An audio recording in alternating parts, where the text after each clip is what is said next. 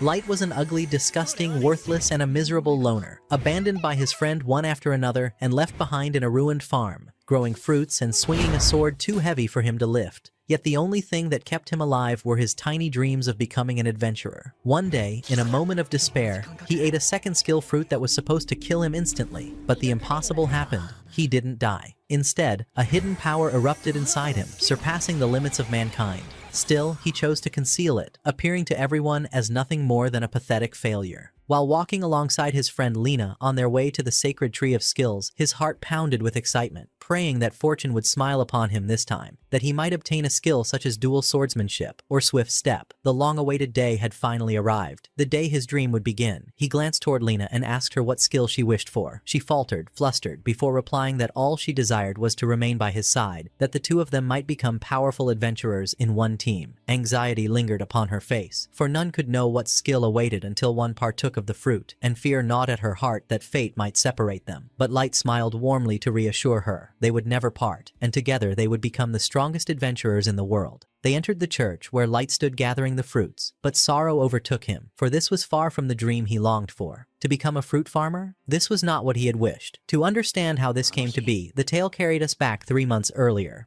At that time, the Holy Sister had explained that the skill granted by the skill fruit could never be changed, and that none were permitted to eat more than one fruit in their lifetime. She spoke sternly, warning that anyone who dared consume a second would perish instantly, for countless heroes had attempted such folly and found only death as their end. Lena froze in terror, for she had never known of this law, but Light sought to ease her worry, affirming that every great adventurer owed his strength to fortune's blessing of a rare and wondrous skill. With trembling hands, Lena approached and ate her fruit. Heat surged through her body, and a radiant glow surrounded her. Her skill was revealed: Holy Sword Saint. Astonishment spread across the Holy Sister's face, for this was a skill of utmost rarity, one that appeared only once every 10 years, a blessing she had long dreamed of seeing bestowed upon someone. Then came Light's turn. He consumed the fruit with eager anticipation, but his hope was extinguished in an instant when his skill appeared: Fruit Master.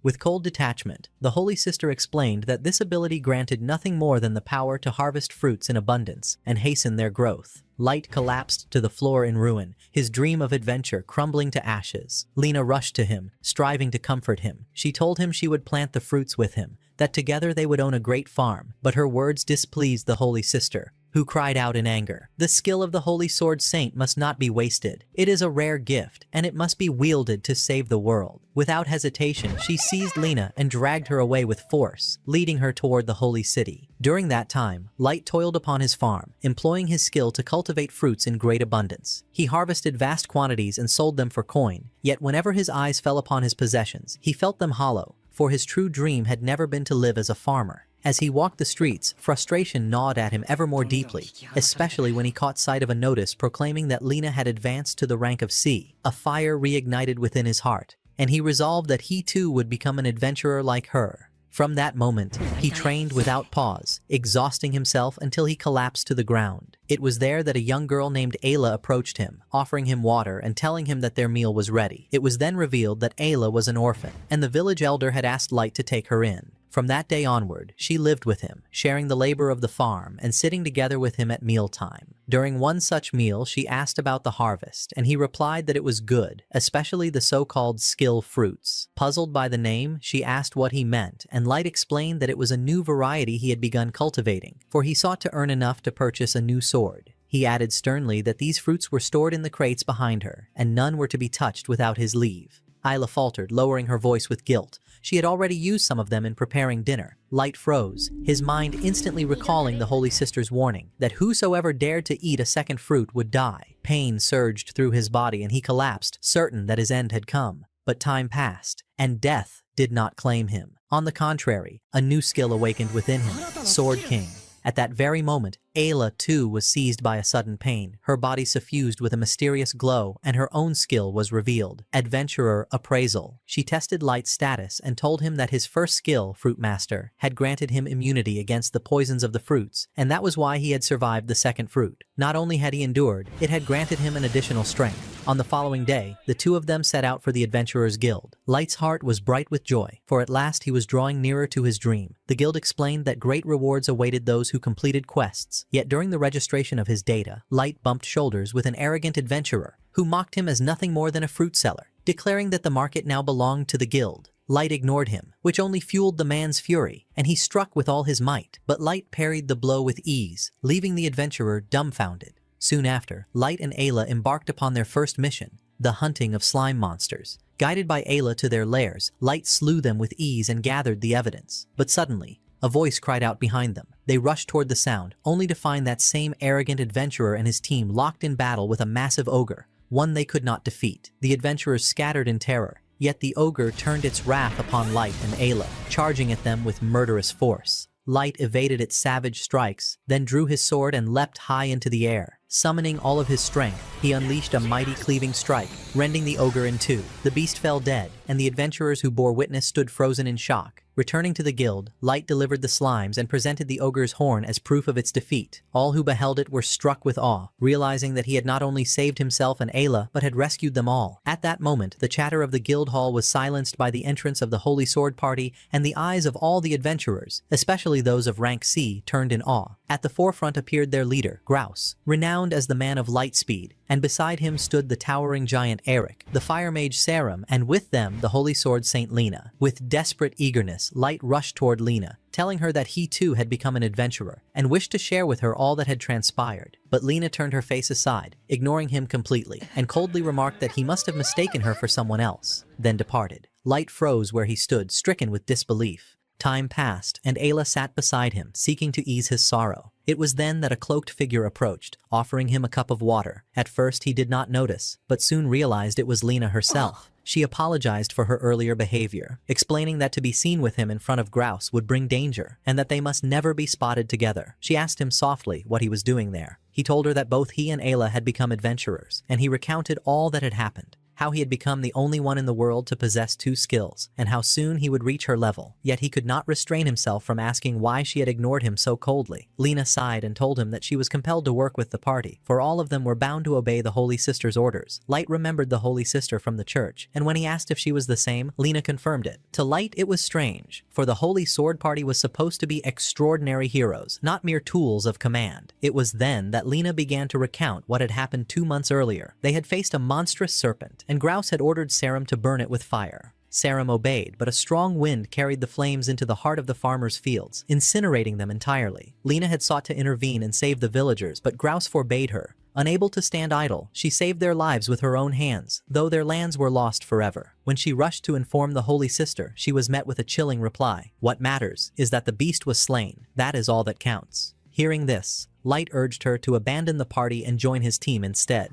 but she could not, and sorrow welled in her eyes. She apologized, then turned and left him behind. Afterward, Light returned to claim the reward for his first quest. There, Ayla suggested that he challenge Grouse himself. Meanwhile, on the other side of the guild, Grouse was boasting before a crowd of admiring girls, telling them of his hunt of a ferocious bear, how Sarum's flames had held the beast at bay, and how he himself had slain it with a single strike of his blade. He showered himself and his party with praise, while expressions of admiration bloomed across the faces of those around him. But suddenly, a guild clerk entered, informing him of a complaint lodged by the townsfolk, whose homes had been burned down in their reckless pursuits. He scoffed at her words and sneered, "Leave them to their misery. Expel them from the guild." And as he dismissed the matter with contempt, Light stormed in, demanding that he release Lena from his party. Grouse ignored him and laughed mockingly, then ordered the guild's guards to throw him out. Yet Sarum drew near and whispered a warning. It would be better for Grouse to tread carefully, for if the Holy Sister learned of his conduct, she would never allow him to serve as an adventurer in the city again. On the following day, Lena remained troubled by Light's words until she resolved to face the matter directly. She went straight to Grouse and declared that she would leave his party. At once, Sarum interjected with a mocking tone, "Do you not realize we are the greatest and most powerful party?" But Lena replied with a cold voice, "I do not like the way you conduct your work." With that, she turned her back and walked away. Grouse would not permit her to leave. He blocked her path and drew his sword. Lena gripped her own blade in defense, but he only smiled cruelly and said, "Even with the speed and skill of the Holy Sword Saint, you could never defeat me. Put your sword away." Then, without warning,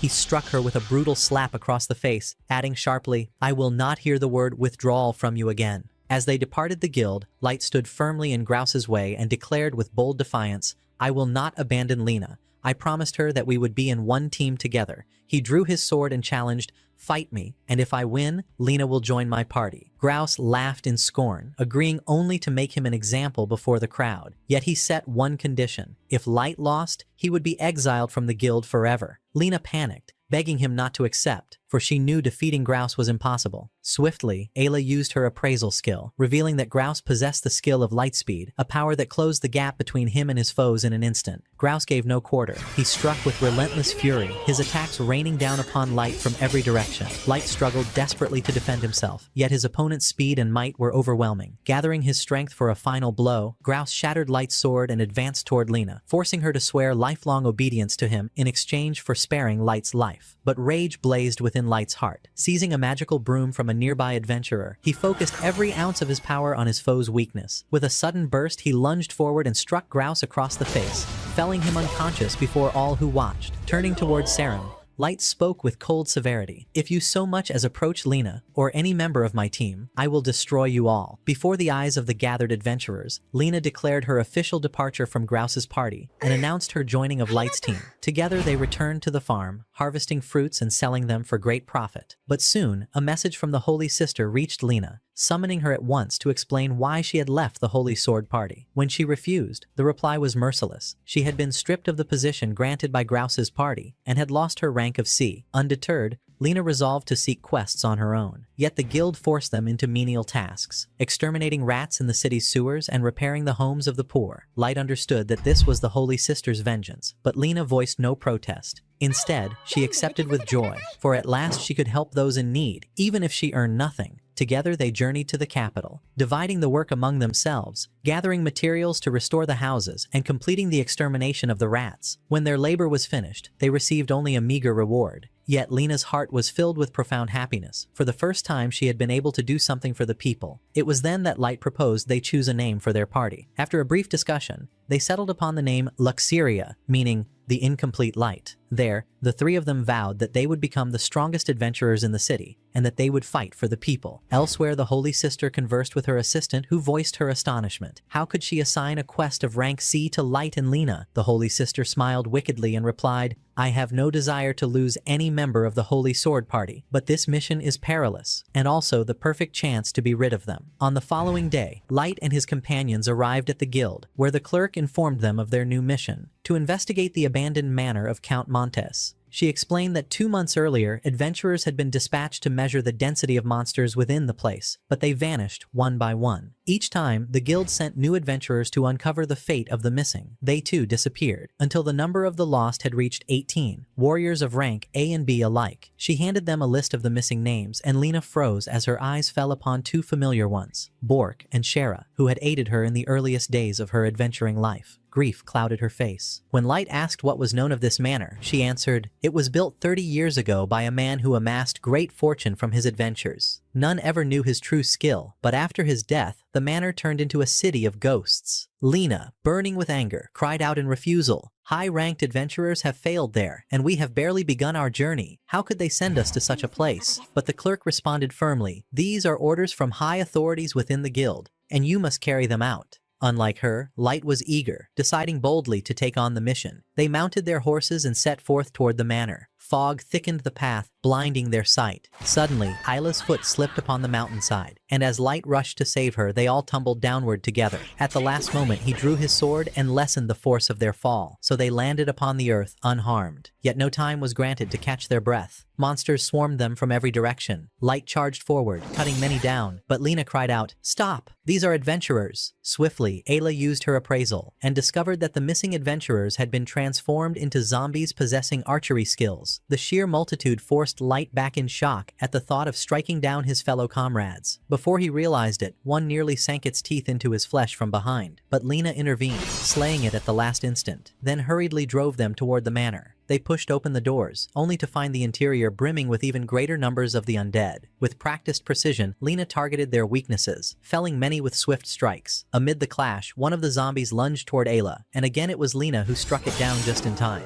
Light halted, his heart torn with regret. He had failed to protect her, and nearly lost her forever. He swore to himself that he would never again let her face danger alone. Then he urged that they ascend to the second floor, for the number of zombies far exceeded the missing adventurers, and surely the cause must lie above. They climbed the staircase with caution, and there before them appeared a mysterious witch, dancing with eerie grace as she watched them from afar. It was clear. She was the mastermind behind all that plagued the manor. Suddenly, another horde of zombies descended upon them, far stronger than those they had first faced. Ayla swiftly invoked her appraisal skill, discovering that these creatures had been tamed by someone. Light froze, bewildered and unable to grasp what was happening. At once, Lena explained that someone was controlling and directing them. Light searched the shadows with his eyes until he noticed fine threads attached to the zombies' bodies. Following them cautiously, the group was led into a pitch-dark chamber. Lena whispered with unease, "This is the head chamber." There appeared a mysterious girl who introduced herself as Dratena, bearing the title of the Black Swan. For a fleeting moment, Light felt relief at finding a living human at last. Yet before he could step toward her, waves of new zombies surged forth, filling the chamber. Ayla quickly appraised her, and the truth was revealed.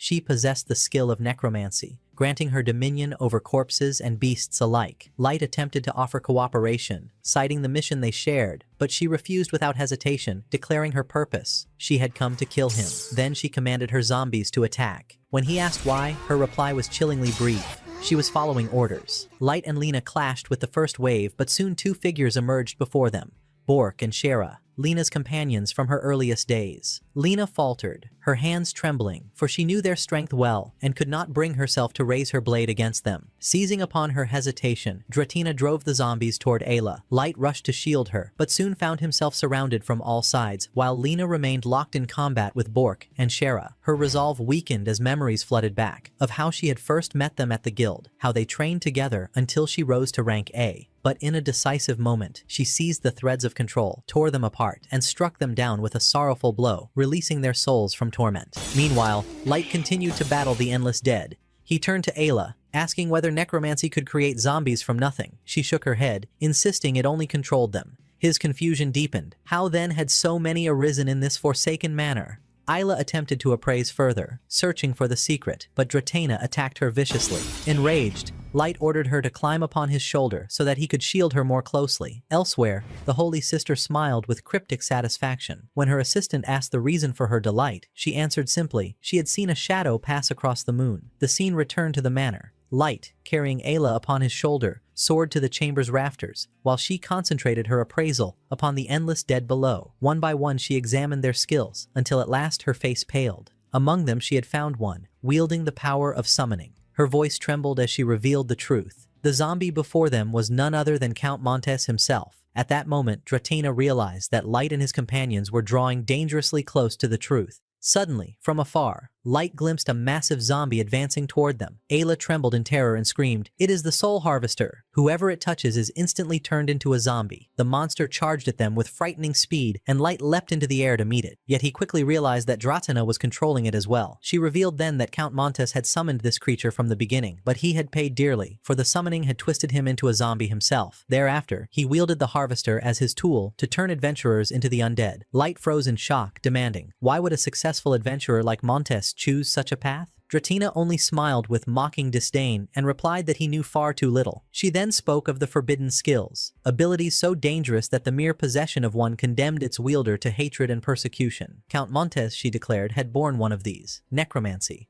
At first, the people hailed him as a hero, applauding his strength and showering him with support. But as time passed, fear wormed its way into their hearts whenever they saw him summon beasts or wield his dreadful arts. Bit by bit, admiration turned to suspicion, and suspicion to hatred, until he was branded a traitor and cast out by all. The truth dawned upon Light. Montes had retreated into the manor to live alone, far from the world that despised him. Dratena confirmed it, adding that the guild never ceased sending adventurers under the pretext of monster surveys, when in truth their mission was his execution. Forced to defend himself, Montes struck back, turning them into zombies. Breathless, Light whispered, why had no one in the guild ever told them such a truth? But Dratena cut him off with a sly smile. Enough talk. let us play a little. She gave her command, and the zombies rushed upon them. Light braced himself, his thoughts racing, that perhaps his immunity from the skill fruit was the hidden key that allowed him to acquire unique powers. Perhaps this was the path that would lead him to become the strongest adventurer. The battle began, and soon they realized that the zombies repeated the same attacks mechanically. Mere puppets bound to Dratena's will. Light summoned the might of the Sword King, soaring into the air and striking with a technique that forced Dratena's attention away for a fleeting moment. Seizing the opportunity, Lina lunged at the Soul Harvester, and with the holy force of the Holy Sword Saint, she delivered a finishing blow that destroyed it utterly. Standing before Dratena, Lina declared she would not kill her, for there were questions that demanded answers. But before she could begin, Light charged at Count Montes, who still clutched threads of control, and struck with a final blow that ended his existence. Yet in that instant, Dratena moved swiftly, driving Montes to call upon his final reserve of power. Before collapsing, he summoned forth a colossal beast, one that loomed so vast its shadow consumed the chamber, crouching before their eyes like a nightmare given form. In that moment, the zombies vanished, replaced by a colossal dragon that lunged fiercely at Dratena.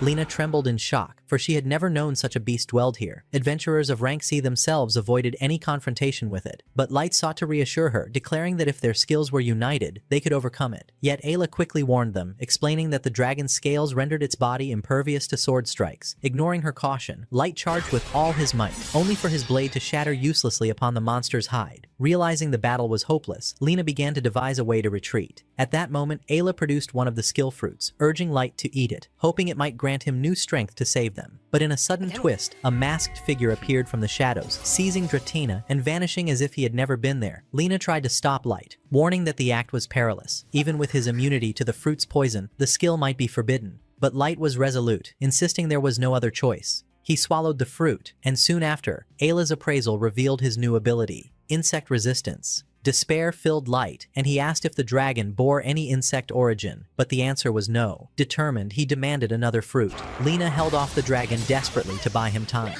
He consumed 2 fruits at once, yet gained only 2 worthless skills, cat taming and sword hardness. His body convulsed with searing pain, his strength collapsing until he fell to the ground, paralyzed. Only one final chance remained, a 3rd fruit. As he reached for it, Lina's sword shattered beneath the dragon's strike. Her body flung violently across the chamber. Summoning the last of his will, Light devoured the 3rd fruit and hurled a massive stone at the dragon to draw its fury away from Lina. When she asked the result, Ayla announced with sudden joy, sleep dust, a power that forced all who inhaled it into slumber. With grim resolve, Light advanced upon the dragon, scattering the dust, yet the beast roared in fury, thrashing wildly and tearing the chamber apart as it fought against the drowsiness. Ayla shouted that the dust's range extended only 3 meters. With no other option, Light seized his broken sword, struck the ceiling above, and leapt upon the falling rubble to propel himself upward. Reaching the dragon's head, he released the dust directly into its maw. The monster shuddered, then collapsed into a deep and heavy sleep. Lina swiftly severed a piece of its body to serve as proof of their conquest, and together they fled before the manor crumbled to ruin around them.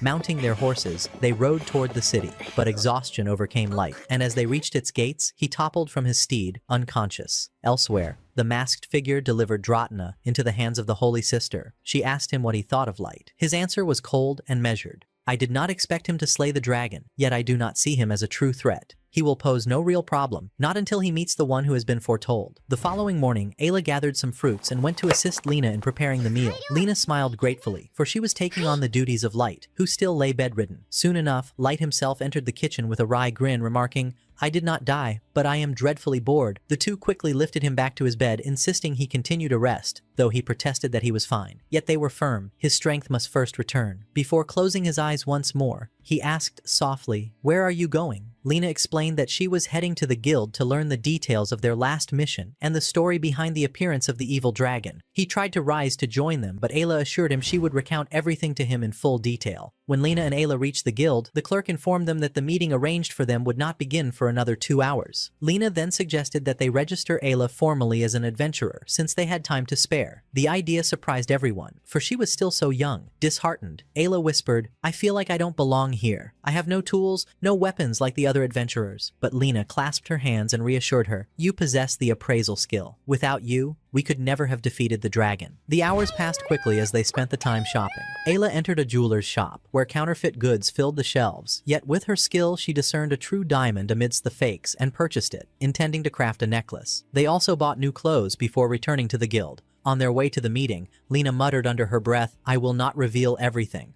What matters most is uncovering the guild's role in all this. None but they knew of our mission. Someone among them must be behind what occurred." They entered the council chamber, where 4 of the guild's highest stood waiting. Flower Hat, the head of investigations, Tiger Beard, master of security, Gravekeeper, chief of finance, and lastly, the Holy Sister, supreme inspector and highest-ranking member who commanded the rest. Ayla tried to appraise their skills, but she could discern nothing. The Holy Sister asked that Lena begin her report of what had transpired with the evil dragon, but Lena interrupted her, declaring, "Before I answer, in the manor we faced a girl named Dratina, called the Black Swan. Do any of you know her?" The Holy Sister denied any knowledge, remarking that thousands of adventurers passed before her eyes and she could not remember every name. Flower Hat added that she would search the guild's records to be certain. The Holy Sister ignored the question, her tone turning grave. What matters now is locating the dragon and dealing with it. At that, Flower Hat interjected, explaining that she had sent a scout bird to the manor, but it had found no trace of the dragon there. She added, "If we possessed a fragment of its body, however, we could track it down and uncover its location." At that very moment, Lena produced the dragon scale she had taken as proof. Before it could touch the table, Flower Hat lunged forward to seize it, but Lena stood firm, declaring that she would hand it over only on one condition, that she be allowed to see the guild's records. After a tense silence, the 4 council members agreed, even the Holy Sister herself, yet the latter clarified coldly that this did not mean she would personally take charge of the investigation. Flower Hat used her skills to examine the scale, then announced, 12 years ago, a girl gained the skill of necromancy after eating a skill fruit. Lena cut in quickly with a sharp question. And who was responsible for the appraisal at that time? The answer came without hesitation, the Holy Sister. But the Holy Sister replied with icy calm, "I appraise more than 1,000 individuals each year. How could I possibly remember a single case from 12 years ago?" Her words were enough to plant seeds of doubt in Lena's heart. She began to realize there was something hidden, some unseen thread binding them all together. Before she could pursue her thoughts further, the Holy Sister announced formally, "The party of Luxeria is hereby stricken from the guild's records." Lena was shocked and demanded to know the reason. The answer came swiftly. Grouse had filed a complaint, claiming that Light had stolen a member from his party by force. At that moment, Light entered the chamber, confident that the guild would honor him for slaying the dragon. But his hope was crushed when he heard the verdict. He laughed bitterly and said, "And what of it? Even if you erase us from your records, the 3 of us will always remain Luxeria." Then the Holy Sister invoked her appraisal skill upon Light, and to her astonishment, what she saw made her demeanor change entirely. At once her tone shifted, and she declared that they would be permitted to continue. More than that, she assigned them a new mission, to slay a rank C monster, with a vast reward promised in return. Light accepted immediately, but Lena was left reeling, her suspicion deepening. She was certain this was nothing more than a trap. When the meeting ended, they received the mission details from the clerk. As the Holy Sister departed, Lena leaned close and whispered a warning to Light. "She is plotting something, and you are helping her carry it out." Ayla attempted to appraise the Holy Sister's skills, but once again, nothing could be revealed, leaving her even more unsettled. Just then, Gravekeeper interrupted, declaring that Light must pay a fine of 1,000 coins for entering the chamber armed. Light protested, explaining that the sword was broken, but the punishment only worsened. "Then the fine is 5,000 coins, for the sword belongs to the guild, and you have broken it." The clerk added that he would no longer be allowed to borrow another weapon, and that he must forge one suited to his skills. Lena explained that forging swords required long time and effort, then resolved to return to the city of her birth, hoping to find some means to aid him. She entrusted Ayla with caring for Light in the meantime. Together, the two went to the craftsman's quarter to seek a blacksmith's workshop. But they soon learned that most forges were under the Holy Sister's control, and none would help them. Rage burned within Light at such treachery, until an old man directed them toward the workshop of the legendary Smith Bolst, hidden in the city's western quarter. On their way, they saw a terrified girl fleeing as 3 youths pursued her. She stumbled and fell, and one of them raised his hand to strike her, but Light intercepted the blow. Enraged, the thugs turned on him. One rushed forward to attack, but Light drew forth his broken sword, invoking his skill upon it. He gripped it so fiercely that the weapon itself shattered in his hands. Terror seized the young men, and they fled in panic, dragging each other away. After the thugs had fled, the girl approached to thank Light and introduced herself. Her name was Monica. She invited them to her home for a drink, but Light declined, insisting he was in a hurry to reach the workshop of Bolst. She smiled lightly and said, "This is my home." She led them inside, where to their surprise, the place they had reached was none other than the very forge they had been searching for. Light glanced around, expecting to see craftsmen at work, but she answered simply, "There is no one else here. I do everything myself." The shock deepened when she revealed the truth, that she herself was the legendary Smith Bolst. She showed them some of her wares, holding up a frying pan pierced with 5 molds for pancakes, explaining that its price was 2,000 coins, but that she would sell it to them at half for saving her life. Light blushed awkwardly, admitting that he did not even like pancakes, his confusion mounting at the nature of the workshop, which looked far from a forge of blades. Monica laughed and explained, "It's true,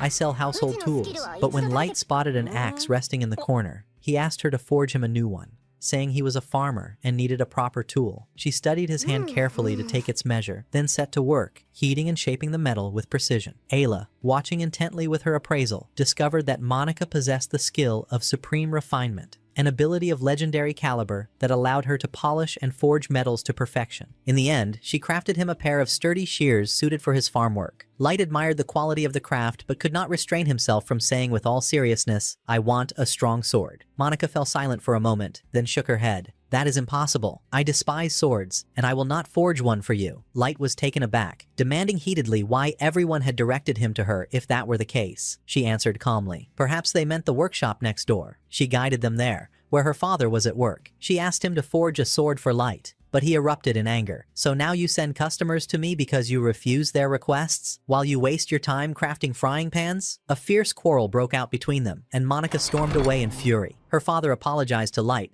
but told him he was overwhelmed with orders, his work already booked for 6 months ahead, and could not help him. Light left the forge in dismay, uncertain what to do next. It was then that one of the workers approached him and introduced himself as Kane. Light recognized him at once, remembering his presence during the battle against Grouse. With bitterness, Light admitted that everyone tied to the Holy Sister now hated him because of that fight. But Kane smiled and said, "That is why I have come here, because the only ones not working under the Holy Sister's banner are Monica and her father." When Light asked why then Monica did not work alongside her father, Kane lowered his voice and revealed the truth. In the past, they worked together, and the Bolst family was renowned as legendary smiths. But years ago, their trade caravan was ambushed by bandits. Everyone aboard was slaughtered, including Monica's grandfather. When the culprits were caught, it was discovered that all the swords they carried had been forged by Monica's hand. From that day, her heart was scarred and filled with hatred for the making of swords. While they spoke within the forge, a man named Zamdo, one of the merchants of the Black Talon Syndicate, entered. He fixed his gaze upon Light for a long moment and said, "I feel as though I have seen you before." At that instant, Monica's father stepped out and demanded sharply why the man had come. Zamdo explained that he sought a standing order of weapons to be delivered weekly for an entire year. Kane protested immediately, pointing out that they could barely fulfill their current orders. Zamdo only smiled with cruel amusement. "Then we shall turn to Monica. She is the true legendary smith, and we will force her to make them for us." Light stepped forward to stop him, insisting that Monica did not forge weapons at all. Zamdo answered coldly, "We will persuade her, by force." Faced with the threat, Monica's father was compelled to agree against his will. Light understood then that the entire scheme was a pressure tactic, to use Monica as leverage until her father complied with their demands. Before departing, the old man cautioned Light not to tell her anything of what had transpired. That night they ate together at Monica's home. The mood was calm until Monica, learning of Ayla's appraisal skill, asked if she might work alongside her. Ayla gently refused, saying she preferred to stay with Light and his adventures. Elsewhere, Zamdo stood before the Holy Sister, requesting vast quantities of weapons in a short span of time. He agreed at once, and then mentioned that Light had been seen in the craftsman's quarter, suggesting he could be brought before her if she wished. She answered with a cold smile, "Send a spy to the security division. The important thing is that he come to me alive." After the meal, as Monica walked back toward the workshop, Zamdo's men blocked her path and seized her. Kane sprinted to Light, holding Monica's spectacles found at the forge door. Inside the case lay a short note. "If you wish to get her back, let Light come alone." As demanded by the note, Light went alone to the appointed place. Inside,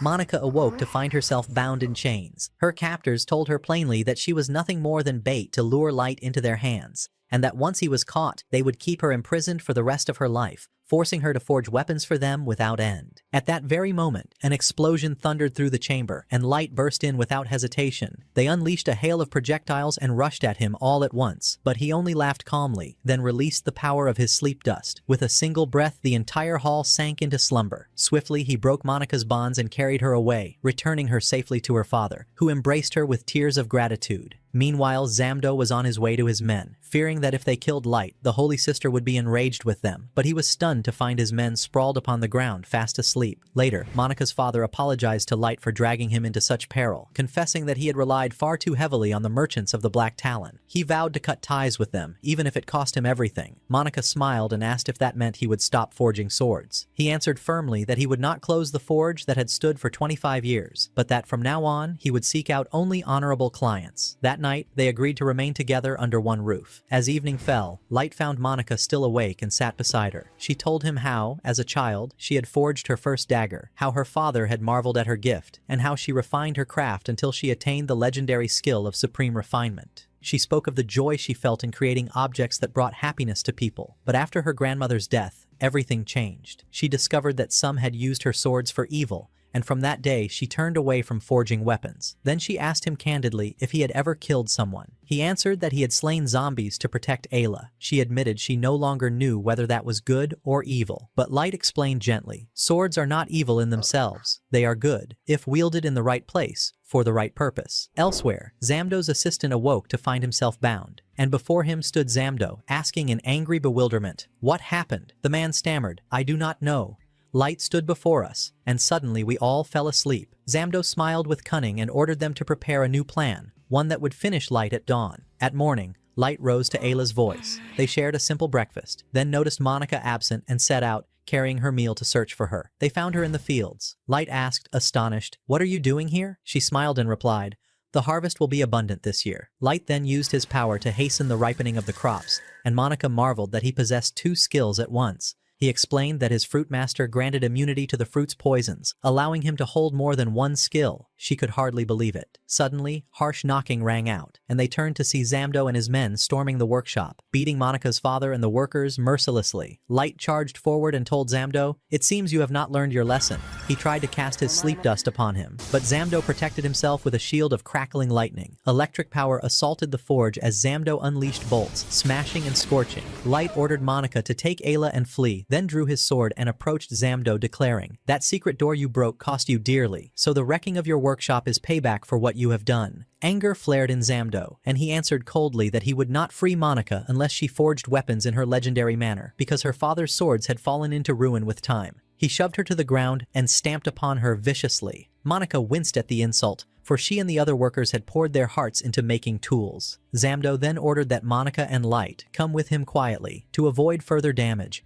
Light answered with firm resolve, "I will hand you over to the authorities." He lunged at Zamdo, seized a sword from the floor, and attacked with all his strength, but the lightning shield around Zamdo repelled each blow, and the man retaliated with crackling spheres of electricity. He taunted, announcing, "To defeat you, I must fetter your movement, but that is not entertaining. I want you to feel pain beneath my strikes." He hurled more electric orbs, and Monika cried out for Ayla to appraise them at once. Ayla replied, "The spheres were forged of iron." Quickly, Monika flung an iron skillet from her array of household wares into Light's hands and urged, "Grab it, catch those spheres." Indeed, the plan succeeded in halting the attacks. Light seized the magnetized orbs that had been shocking him with lightning and hurled them away, regaining his balance and using his broken sword to deflect the unending strikes. Monika realized it could not last much longer. The blade was near its limit, and she resolved then and there that she would forge him a new sword, no matter the cost. She also understood that he was not fighting for his own sake, but for hers. Grasping Ayla's hand, she pulled her swiftly toward the forge. Meanwhile, Lena had arrived at the second city. The coachman, guiding the carriage, asked her, "Are you traveling alone, or have you come for the festival?" She answered curtly, "I am searching for someone." Back in the battlefield, Light pressed his assault against Zamdo, but to no avail. Zamdo unleashed a searing bolt of lightning aimed at Light's blade, expecting it to shatter instantly. Yet to his astonishment, it held firm. He struck again, lightning crackling through the air, but Light pressed forward, enduring the shocks as he gambled that his next strike would be solid enough to pierce through. Staggering, half consumed by the pain, he launched his attack, but the lightning tore through him with brutal force, and he collapsed, his body racked and faint. Clenching his grip anew, he gathered his last strength and unleashed a gale of raging wind through his blade. The strike cut past Zamdo's defenses, wounding him and driving him backward. Furious, Zamdo roared, "Enough games! He summoned forth the lightning tiger, a colossal beast wreathed in crackling sparks that coiled around its body. The monster lunged at Light, seizing his sword between its fangs, while Zamdo struck from behind with devastating electric force. Light's body could endure no more, and he fell unconscious to the ground. From a distance, Monica watched the scene unfold, torn between saving her father and the workers. She saw them bound behind the gates of the forge, guarded by men ready to strike. Seizing the shears Light had once crafted for her, she hurled herself into the fray to distract the guards. They chased after her, seeking to seize her, while Ayla slipped inside to free Monica's father. But Zamdo's assistant appeared suddenly, grabbing Ayla from the other side. At that moment, Monica hurled iron plates to the ground and invoked the power of her supreme refinement. The metal beneath the guards' feet melted into molten steel, dragging them down. With a second touch, she hardened it once more, trapping them fast where they stood, unable to move. Prisoners within the very iron itself. Monica rushed into the forge, finding Zamdo's assistant clutching Ayla. The young girl pointed quickly to a shining stone upon the ground, and in an instant Monica appraised it, then hurled it at him. The brilliant glare reflected sharply into everyone's eyes, forcing them shut, and the assistant collapsed unconscious from the blinding flash. At once Monica's father leapt upon him and bound him tightly with rope. Afterward, Monica asked her father's permission to use the forge to craft a sword for Light. He answered firmly, "Do as you wish. You are one of the smiths of this house." Her father began melting the metal swiftly, leaving her the task of shaping it. Memories surged within Monica of the days when she worked beside him, forging swords with pride. For a moment she hesitated. Was what she was doing right, or was it wrong? Yet she overcame her doubts and finished shaping the blade, until it gleamed with radiant brilliance. The workers cheered, for they had accomplished the forging in record time. They rushed out of the forge to find Light lying upon the ground. Monica tossed the sword to him, but Zamdo sneered, "You are too late." At that decisive moment, Light grasped the blade and rose once more. He called to Ayla for a skill fruit, and she hurled one toward him. Yet fate turned cruel, and it landed in Zamdo's hand instead. All stared in shock as Zamdo forced it upon Light, laughing. "Do you not know that those who eat more than one fruit die?" But the truth overturned the trap. Strength returned to Light instantly, and the mark of a new skill burned upon him. He cried defiantly, "You have fallen into my snare. I am immune to the skill fruits. I can consume as many as I wish, and gain power without end." Ayla appraised him at once, her voice trembling as she announced, "It is Flameburst. He can release fire from his very hands." Zamdo staggered back in disbelief, then snarled in fury, "The Holy Sister was right to take interest in you, but I will stake my life on this battle." He summoned a colossal lightning lion, its body wreathed in blazing sparks, while Light wrapped his blade in fire and charged with fearless might. The clash was titanic, fire dragon against lightning beast. The explosion shook the earth, flames and sparks engulfing the battlefield.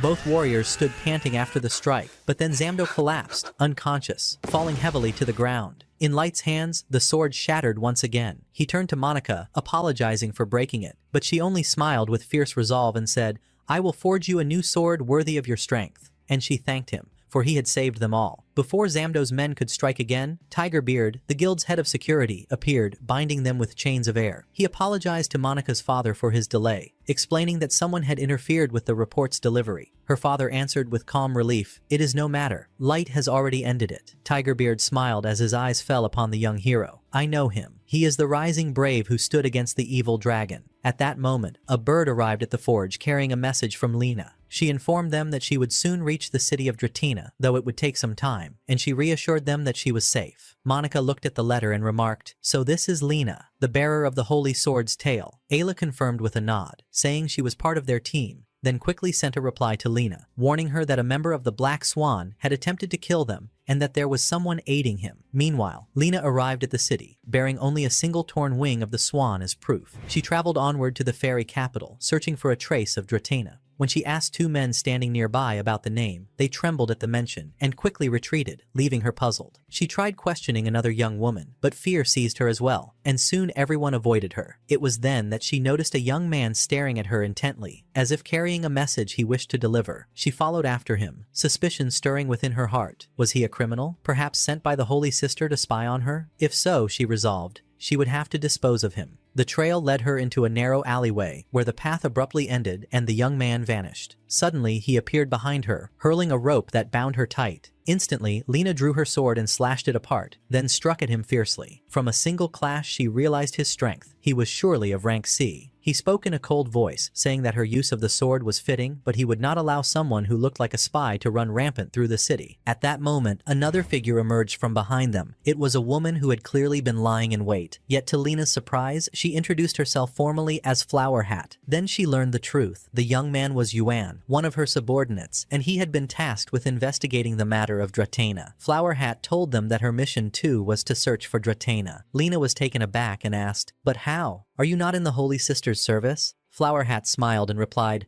"I answer to no one. My task is gathering information alone." She revealed that Dratena's presence was linked to the mission to halt the evil dragon, and that the scale Lena had taken from the beast was still decaying, the sole remaining proof being Dratena's involvement in its summoning. She warned plainly, if the dragon were to appear suddenly within the city, it would be a catastrophe. Countless lives would be lost. Then she cautioned Lena not to question the townsfolk directly, lest she draw attention to herself. Flower Hat and Yuan prepared to depart, but Lena called after them and insisted, "I cannot gather this information alone. I will join you." After a moment's hesitation, they agreed, on one strict condition. She must refrain from interfering with their methods. Lena accepted, and Yuan sneered, "Why let her join? She will be no use." Flower Hat answered calmly, "She is the only one who knows Dratena's features. That is a gift none of us possess." Together they went to a small restaurant. Flower Hat asked the proprietor for 3 plates of fresh fish, caught the day before. Lena frowned. "Are we not on an investigation?" But Flower Hat said nothing. Instead, she led them to a secret passage beneath the building, where an informant awaited. Yuan handed him a pouch of coins and demanded the details of Dratena, her habits, her whereabouts. The informant spoke. She came from a wealthy house, but when she gained the skill of summoning spirits at the age of 6, everything changed. Her mother died suddenly. Their trade declined. Whispers spread that the family was cursed. Her father cast her out, blaming her forbidden power for the misfortune. Since then, the villagers shunned her and feared even to speak her name. Flower Hat asked, "And who first supported her?" He answered, "The Holy Sister. She took her into the sacred city herself." When Flower Hat inquired about her current location, the informant replied, "She is in this city." Lena froze and whispered, "You mean she is still alive?" The man grinned with wickedness and said, "Who said she had ever died?" A cold dread gripped Lena as she murmured, "Then who was the one who died in Count Montes's manor? Did she survive that place?" The informant leaned forward. "I can tell you exactly where she is,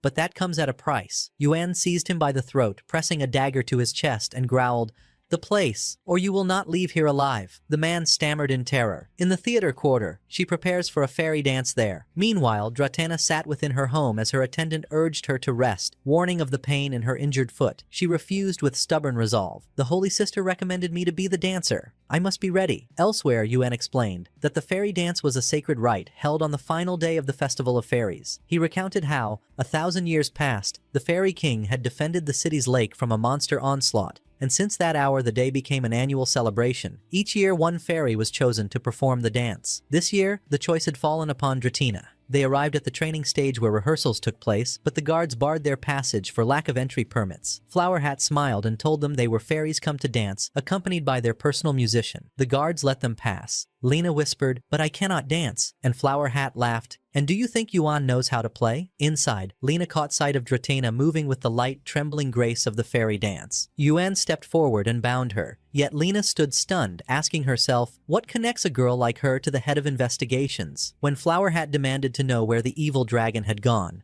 Dratena replied coldly, "It was never under my control from the moment I summoned it." Flower Hat decided then to take her to the sacred city and use a spell tracking skill to trace the dragon's trail. But Dratena begged for 2 days. Only enough time to perform the fairy dance she had dreamed of since childhood. Flower Hat refused sternly. Lena implored her to hear her out this once. Annoyed, Flower Hat reminded Lena of their agreement not to interfere with her methods. Turning to Dratena, she declared, "If you do not come with us willingly, we will take you by force before everyone." At that, Lena drew her sword, sliced the bonds from Dratena, seized her hand, and fled the stage. Yuan lunged to seize them again, but they slipped free. Because of the injury in her foot, Dratena stumbled along the way. Lena lifted her and used her jump skill, vaulting across rooftops to put distance between them and the pursuers. Yuan gave chase, but suddenly lost their trail amid the twisting alleys. Flower Hat ordered him to remain calm. "Do not worry. Dratena will not leave the city before the festival ends, and it will be easy to catch her then." Aboard a small boat, a poet recited an ancient legend to his companions about the Fairy King. He pointed toward a massive stone before them and explained that beneath it lay one of the king's followers and that the festival of fairies was held each year in his honor. Then he whispered with warning, if that follower were ever to awaken from his slumber, the world itself would collapse. Elsewhere, Light continued his relentless training.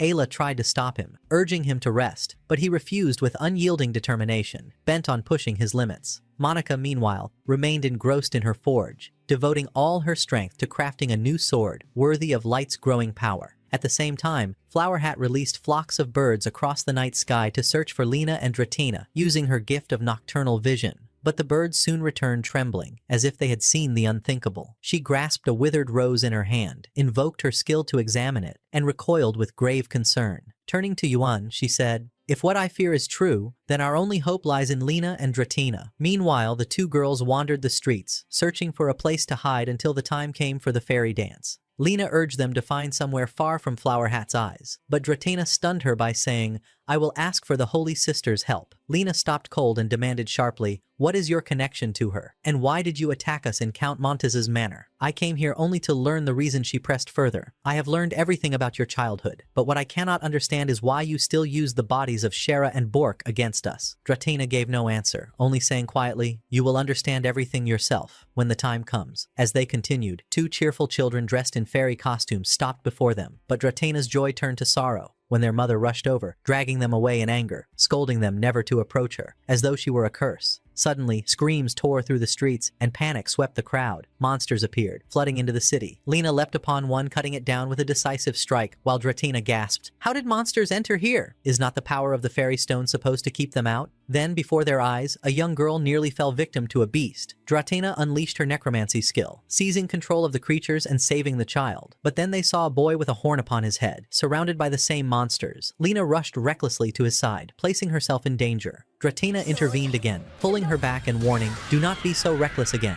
or you will die. Yet the danger only deepened. A black fog swelled into the sky, and from it emerged a strange entity, the Fog Beast. Yuan dashed forward, binding it fast, and together with his allies, tore it apart. Afterward, Flower Hat ordered the citizens to flee swiftly to the Church of Fatio, declaring that the place was too dangerous to remain. Lena and Dratina approached her in shock and asked, why the church specifically? Flower Hat answered in short, firm words, because it holds a defensive power, an aura of light that shields it from monsters and their assaults. Dratina froze, stunned. But how? I have never heard of such a thing before. Thus, they all resolved to head toward the fog, which they now realized was thickening in the middle of the lake. Flower Hat suggested they go there at once. Dratina turned to her in alarm. Do you understand what you are asking? Flower Hat answered steadily, I do. So they boarded their small boat and set out. Flower Hat explained that the monsters were emerging through a gate and that someone had deliberately opened it. Dratina cried in disbelief. Impossible! The stone has always protected the city. Flower Hat replied, there is a force that reverses its effect, a counterforce to its gravity. That is why I have resolved to destroy the fairy stone. Dratina gasped. That is the bearer of earth. It must not be touched. But Flower Hat answered sadly, I have no choice. If I do not destroy it, I cannot save the city. Their words clashed fiercely, leaving Dratina stunned into silence, while even Lena wondered in confusion how such a thing could be destroyed.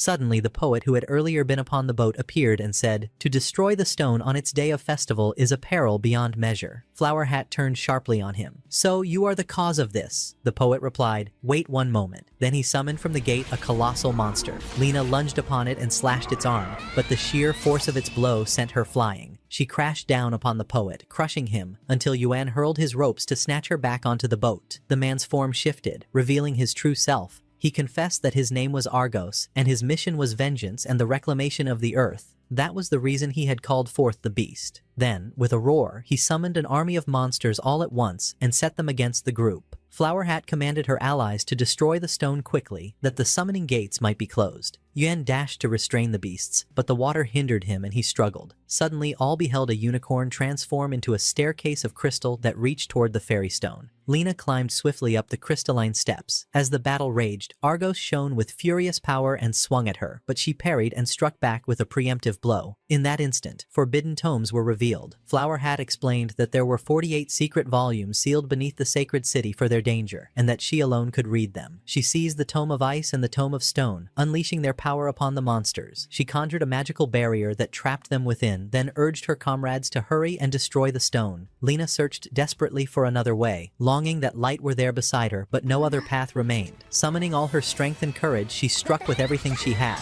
hurling her energy upon the stone. With a thunderous crack, the fairy stone shattered before their eyes, leaving all stunned at the sight of its ruin. Suddenly, vast gates tore open across the heavens, and from them Argos summoned a terrifying force, known as the King of the Sea. It was none other than the evil dragon itself. It descended upon them with a torrent of fiery breath, the heat so fierce it weakened them all, before turning its wrath upon the city, spreading ruin in its wake. Flower had assured them that the townsfolk had been fully evacuated, yet Dratena's eyes welled with tears as she beheld the fairy stage engulfed in flames, her childhood dream reduced to ashes. Lena looked at her with firm resolve and urged her to rise again. With clenched fists, Dratena steeled herself once more. Elsewhere, an old elder whispered a desperate prayer that the church still stood and that the fairy stone might shield them. Beside him, a young child's voice rang clear, declaring she had read of this very moment in an ancient tome, the tale of the fairy king's battle with the beasts, and that a savior would appear at the decisive hour. On the battlefield, Flower Hat strained to maintain her magical cage around the monsters, commanding Yuan to strike down the remnants, but her strength soon failed, and she fell to her knees. Argos laughed in cruel mockery, continuing his merciless destruction of the city. Dratena turned to Lena and cried, "We cannot prevail unless we unite, all four of us." Lena raised her sword and answered with resolve, "Hold the dragon for 5 seconds only, and I will finish this." Dratena unleashed her necromancy, summoning the fallen beasts to her side. She fused them into a towering colossus that grappled the dragon, binding it for precious seconds. In that instant, Lena seized her chance, darting forward like lightning, and with every ounce of strength drove her blade deep into the dragon's neck. For a heartbeat she believed it was over, until Argos's laughter thundered through the air. The beast rose again as if untouched, its eyes blazing with fury. Flower Hat shouted a dire warning, "Be careful, this one has not fallen yet." But before her words were complete, a new wave of fire erupted from the dragon's maw, stronger than any before, shaking the ground beneath them as if the world itself would collapse. In that moment, Argos reshaped the dragon, standing defiantly and warning them never to dare oppose his destruction of the city. He unleashed a storm of massive fireballs. Within seconds, Flower Hat realized the truth. Argos had used his skill to reanimate the dragon anew. Desperately, she rifled through her arcane tomes, her fingers flipping furiously across their pages, until she uncovered the secret. What Argos wielded was not mere summoning, but the forbidden art of possession. To slay the dragon, they must first defeat Argos himself. Lena called to her comrades. One must distract him, while she would strike his neck. As Flower Hat analyzed the battle, she discerned that the summoning of dragon and beasts was powered not by ordinary skill but by a force altogether different. Realizing her danger, Argos ordered the dragon to unleash a devastating blow upon her. She countered with fire and stone, but his power overwhelmed hers. Yuan leapt in, saving her at the last moment, dragging her clear of the center and leaving the battlefield to Dratena and Lena. The dragon roared and exhaled its lethal flame. Dratena soared upward, calling upon her necromancy, but her effort failed to bind it. Lena rushed to her aid, casting a radiant barrier that deflected 2 blasts in succession, yet even that collapsed before the beast's might. Despair closed in upon them. All felt the battle was lost, but Lena refused surrender. She strode to the center of the field, her spirit blazing, and invoked the stance of the Holy Sword Saint. In that moment, a strange radiance enveloped her. She found herself beside the unicorn child, beholding a vision of legend, the fairy king himself battling the beast that once sought to ravage the city. She returned to reality with luminous wings unfurled, new strength coursing through her veins. She launched at the dragon, her shining blade severing its first arm in a single stroke, leaving Dratena astonished, and the Holy Sister watching in awe. Dratena declared with trembling voice that after every calamity, the fairy king granted wings and the sword of purification to a chosen one. Argos shouted in defiance, "It is useless!" But before he could act, Lena struck again, severing the dragon's second arm. At Flower Hat's command, Yuan hurled her back into the heart of the fray. With relentless fury, Lena pressed the attack, her newfound power driving the dragon backward. In desperation, Argos turned from her, focusing instead on his true aim, the city's church. He hurled the dragon forward to shatter its final protective barrier, but Lena stood in his path, intercepting the strike, and with every ounce of her courage, she drove her radiant blade into the beast's core. With a thunderous cry, the dragon fell, its body collapsing. The terror ended at last. At that moment, Lena stood before Argos and demanded the reason for his actions. He twisted his lips into a crooked smile, muttering inwardly that she must have been a pawn of the Holy Sister, the one who had promised him aid, only now to betray him. Rage clouded his face as he hissed, I should never have trusted such a manipulative woman. He cast a dark incantation and in an instant vanished, fleeing into the shadows, leaving behind only a grim vow, I will return again. The radiance around Lena faded, and the power bestowed by the unicorn child slipped from her grasp. Exhausted, she sat upon the ground, whispering her thanks for his aid. Flower Hat approached, tending to her wounds as well as Dratena's. Trembling with humility, Dratena said softly, all credit is yours, Lena. I did nothing. But Lena smiled gently and replied, I could never have triumphed alone. You were my strength beside me elsewhere. Light pushed his training to the point of exhaustion. Ayla came bearing food, pleading that he rest even a little, but he refused, driving himself harder. Monica sat before her tools, anger gnawing at her, for she still could not craft a blade worthy of Light. Her father came to her with an encouraging smile and said, Patience, a great sword is not born easily. If you truly wish to forge something fit for him, you must know his strength firsthand. Travel with him, and you will see. Meanwhile, Flower Hat revealed to Lena and Dratena that Argos had lost the talisman from which he drew his power. It belonged to the ancient civilization of Zelum, each symbol upon it marking a skill tied to Argos. Only one such relic existed in the world. When Lena asked about the inverted bat symbol, Flower Hat explained it was called the Instrument of Reversal, the cause of everything, for it had twisted the fairy stone's purifying power into a dark force that drew in the beasts. Anxious, Lena asked, Does this mean the danger is ended? Flower Hat nodded. Yes, it is finished now. Then she questioned the strange power that had surged within her during the battle. Lena answered that it had come from the unicorn child, who had been with her throughout the fight. Suddenly, a brilliant light burst forth from the fairy stone. From the glow appeared the fairy king himself, naming himself Obel. He declared that it was he who had granted Lena her power, through Siren, the unicorn who had been sealed within the stone for centuries. Lena asked in awe, And what were those visions I saw in the midst of the battle? Obel answered, What you saw were no illusions, but true memories, our battles against the beasts, our sacrifices to protect this land. Long ago, the earth itself was reduced to ash, only to heal again, after centuries. He explained that after those wars, one among them had to remain sealed within the stone to prevent the catastrophe from recurring. Siren had volunteered, watching over the world from within, until the recent peril compelled him to send forth a fragment of himself to aid Lena. All were moved by the depth of such sacrifice. Before departing, Obel requested that they perform the fairy dance in honor of Siren, for it was the joy he cherished most. Dratena agreed at once, exclaiming that she and Lena would perform it together. But Lena, shy and hesitant, protested. But I cannot dance. Dratena smiled gently. It is simple. I will teach you.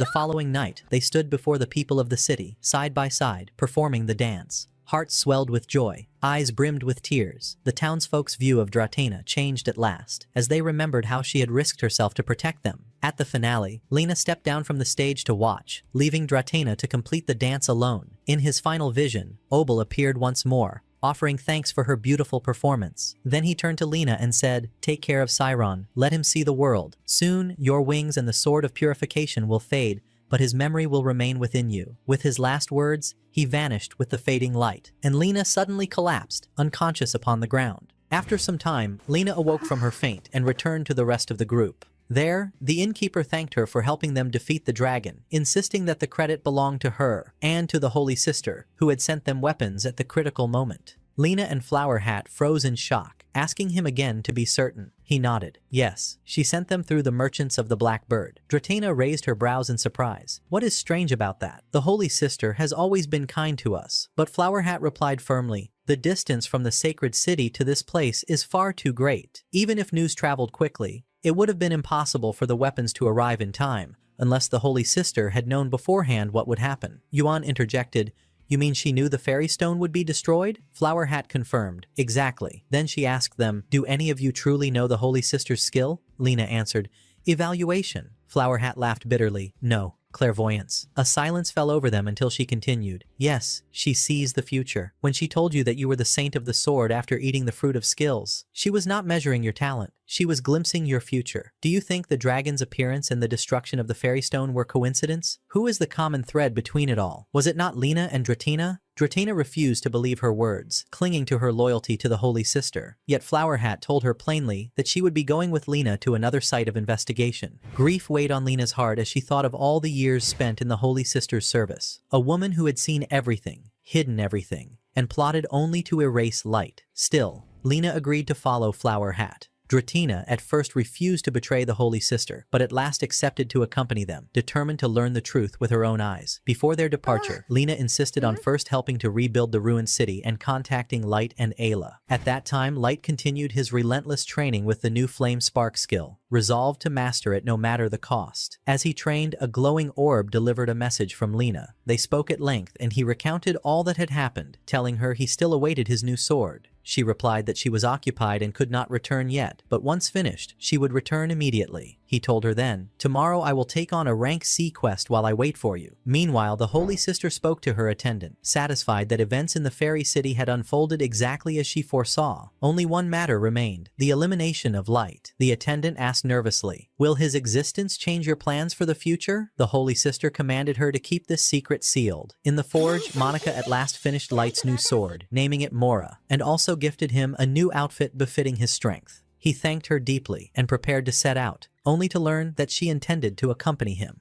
Surprised, he asked why, and she answered with resolve, "I want to see for myself how you wield this blade, so that I can craft for you one even stronger, perfectly attuned to your skills." He smiled and agreed, and together, they set forth toward their next quest. At the city gates, they were met by a new adventurer of rank C, Signa, who introduced herself as a party member assigned by the guild to join their mission. And so, the first season of Light's story comes to an end. If you enjoyed this tale, do not forget to like the video and subscribe to the channel so you will be the first to witness Season 2. Farewell, until next time.